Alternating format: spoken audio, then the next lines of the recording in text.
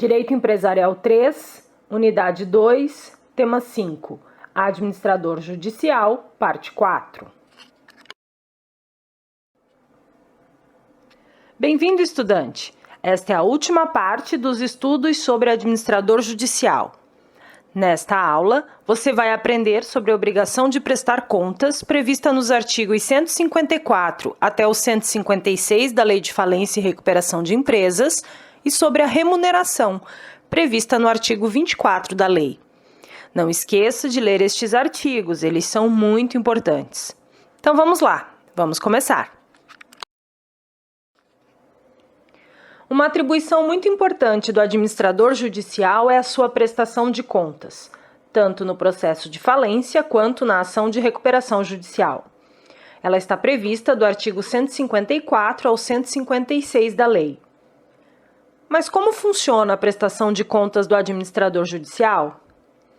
Bom, o administrador judicial termina suas atividades quando ocorre sua renúncia, sua substituição, sua destituição, ou ainda pelo encerramento normal dos processos, tanto da recuperação judicial ou pelo encerramento normal via liquidação no processo de falência.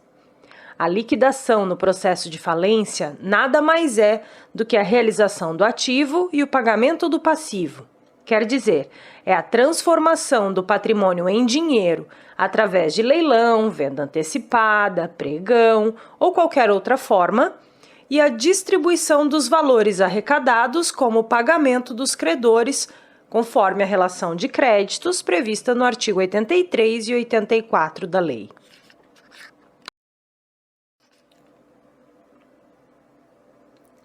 Após essas situações, o administrador judicial precisa prestar contas. E são 3 regras e prazos diferentes obrigatórios. Vamos ver. A prestação de contas ao final do processo. Nela, o administrador judicial tem o prazo de até 30 dias da conclusão da realização do ativo, conforme o artigo 154. Existe também a prestação de contas em razão de substituição, destituição ou renúncia. Neste caso, o administrador judicial tem o prazo de até 10 dias a partir da data do evento, conforme o artigo 22, inciso 3º da lei. E tem a prestação de contas por recebimento de valores durante o exercício das suas atividades como administrador judicial. Neste, ele tem o prazo de até o 10º dia útil do mês vencido, conforme o artigo 22, inciso 3º, a linha P, e artigo 148 da Lei de Falência. Caso o administrador judicial não cumpra esses prazos, ele será intimado para fazê-lo em 5 dias, sob pena de desobediência, conforme o artigo 23. Após esse período de 5 dias, se não tiver apresentado a prestação de contas, ele vai ser destituído.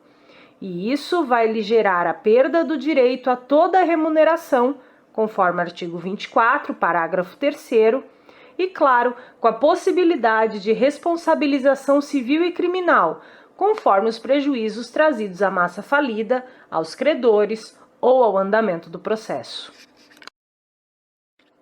A apuração das contas do administrador judicial ocorre em ação incidental. Isto significa que é aberta uma ação própria que vai tramitar em paralelo aos autos principais da falência ou da recuperação judicial. Ao final da apuração das contas, com sua sentença final, esse volume será apensado aos autos principais. Quer dizer que este volume será ligado ao processo principal de falência ou de recuperação judicial. O trâmite da prestação de contas é simples. Primeiro, a ação incidental de prestação de contas inicia com o relatório circunstanciado do administrador judicial, acompanhada de documentos comprobatórios.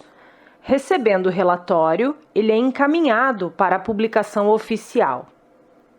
A partir da publicação oficial, os interessados têm 10 dias para analisar e impugnar a prestação de contas. Após este prazo de 10 dias, o juiz intima o Ministério Público para se manifestar em 5 dias.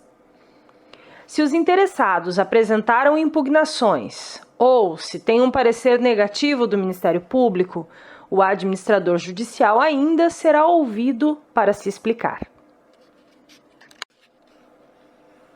O próximo passo é o juiz julgar as contas por sentença.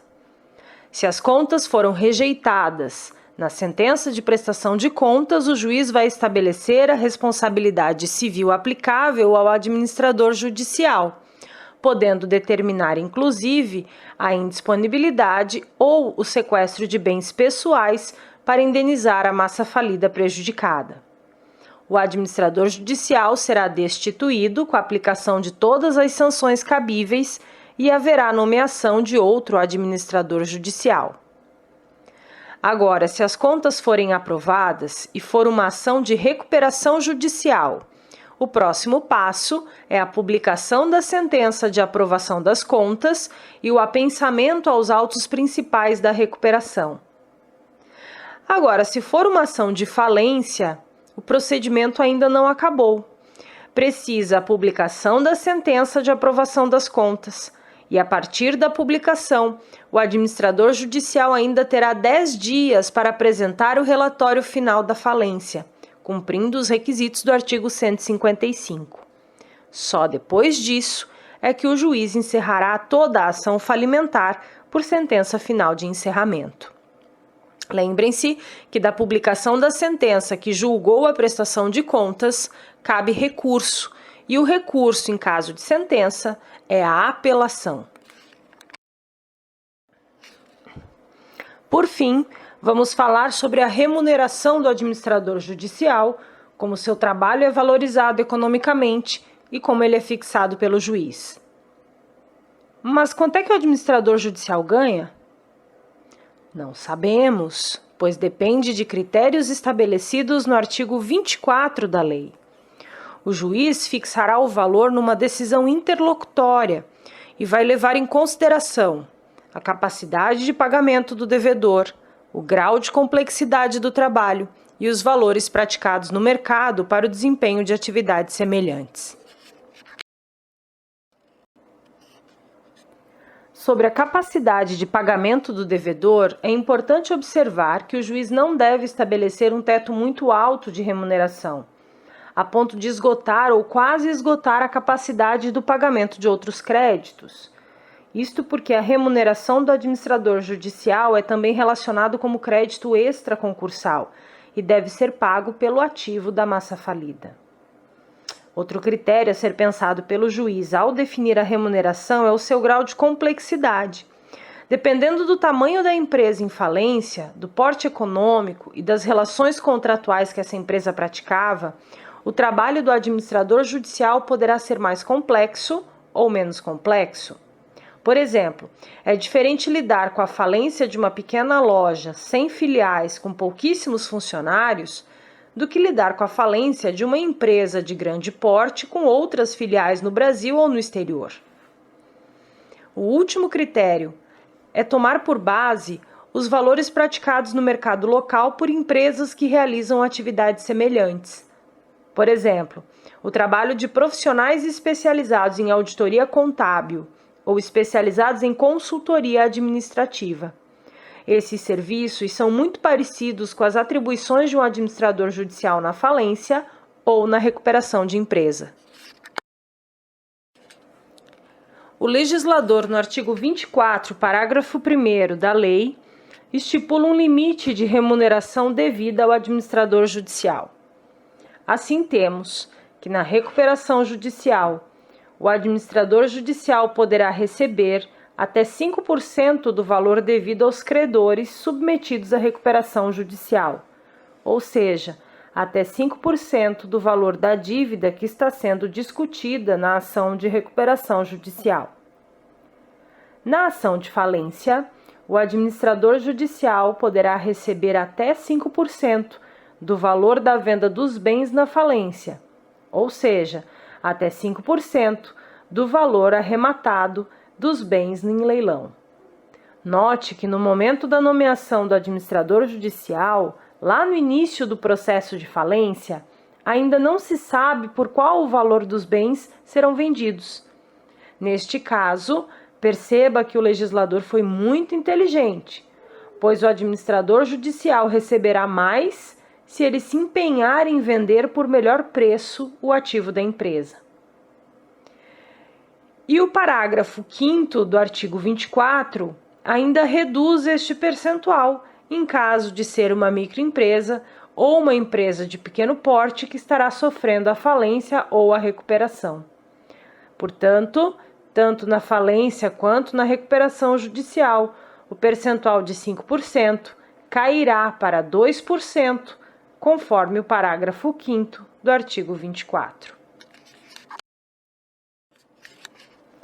O parágrafo 2º do artigo 24 da lei manda o juiz separar o valor de 40% da remuneração para ser entregue apenas após a aprovação da prestação de contas do administrador judicial ao final do processo de falência ou de recuperação judicial.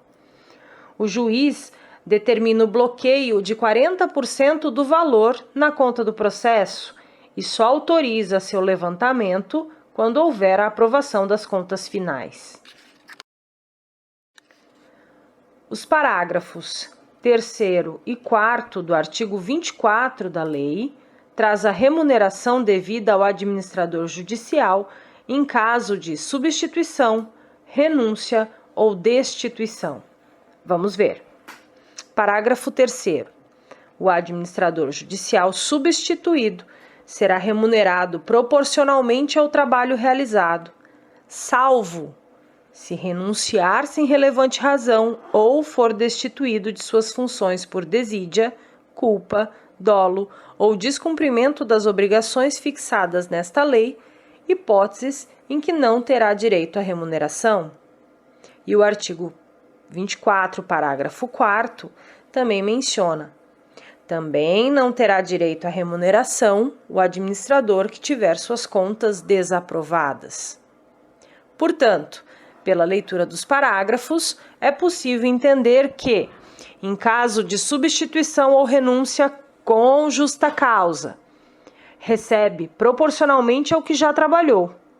Por exemplo, em caso de falecimento do administrador judicial, seus herdeiros terão direito, em processo de inventário, a receber o valor proporcionalmente ao trabalho realizado. Em caso de renúncia por motivo de saúde ou porque ao longo do processo o administrador judicial tornou-se impedido legalmente, tem direito a receber valores conforme o trabalho que prestou durante o processo. Agora, em caso de destituição ou de renúncia sem justa causa, o administrador não receberá nem o que já trabalhou. Em caso de destituição, porque a prestação de contas não foi aprovada, também o administrador judicial não recebe, inclusive pelos trabalhos que ele já realizou. Perceba que a destituição do administrador judicial é algo negativo, gera punições. E ali são 4. O administrador judicial destituído não poderá ser nomeado novamente como administrador judicial por um período de 5 anos.